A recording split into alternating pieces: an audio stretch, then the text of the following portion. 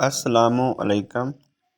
امید ہے آپ سب خیریت سے ہوں گے۔ میں بھی آپ کی دعاؤں اللہ تعالیٰ کے فضل و کرم سے الحمدللہ ٹھیک ہوں، اور دعا ہے اللہ تعالیٰ آپ کو بھی شاد باد رکھے۔ میری یہ کوشش ہوتی ہے کہ مطالعہ کے دوران جو چیزیں مجھے اہم لگتی ہیں ان کو میں ایک پیج پہ نوٹ کر لیتا ہوں اور پھر وہ آپ کی خدمت میں پیش کر دیتا ہوں تاکہ آپ ان سے مستفید ہو سکیں۔ اندھیری شام کے پردے میں چھپ کر، اندھیری شام کے پردے میں چھپ کر، کسے روتی ہے چشمے کی روانی۔ یہ شعر کس کا ہے؟ یہ شعر ناصر کاظمی کا ہے۔ محاورے میں کم از کم کتنے الفاظ کا ہونا ضروری ہے؟ محاورے میں کم از کم 2 الفاظ کا ہونا ضروری ہے۔ یوں وفا اٹھ گئی زمانے سے، یوں وفا اٹھ گئی زمانے سے، کبھی گویا جہاں میں تھی ہی نہیں۔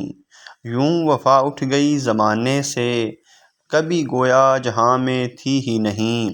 یہ شعر کس کا ہے؟ یہ داغ دہلوی کا شعر ہے۔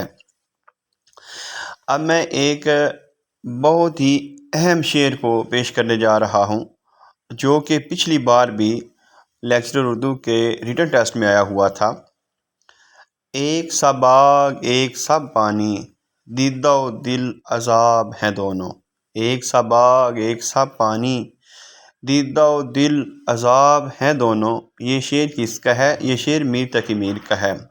مجھے مناسب لگ رہا ہے کہ جس غزل سے یہ شعر لیا گیا ہے اس غزل کا جو مطلع ہے وہ بھی پیش کر دیا جائے۔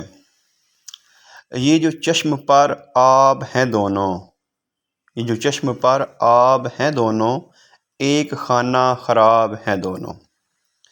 الطاف حسین حالی کے نزدیک شعر کی اصل خوبی کیا ہے؟ الطاف حسین حالی شعر کی اصل خوبی یہ بتاتے ہیں کہ شعر نیچرل ہو، مؤثر ہو، لفظاً اور معناً سانچے میں ڈھلا ہوا ہو۔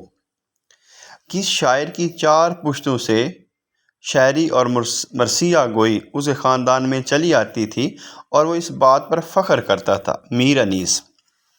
الطاف حسین حالی کے نزدیک کس شاعر نے زیادہ الفاظ خوش سلیقی اور شائستگی سے استعمال کیے ہیں؟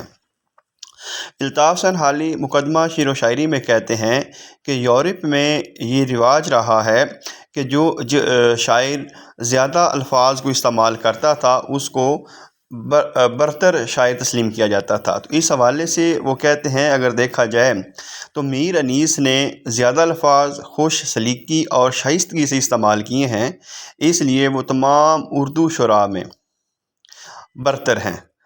لیکن ساتھ یہ بھی کہتے ہیں کہ ان سے زیادہ الفاظ شاید نذیر اکبر آبادی نے بھی استعمال کیے ہیں، مگر ان کا مسئلہ یہ ہے کہ ان کو اہل زبان جو ہے وہ کم مانتے ہیں۔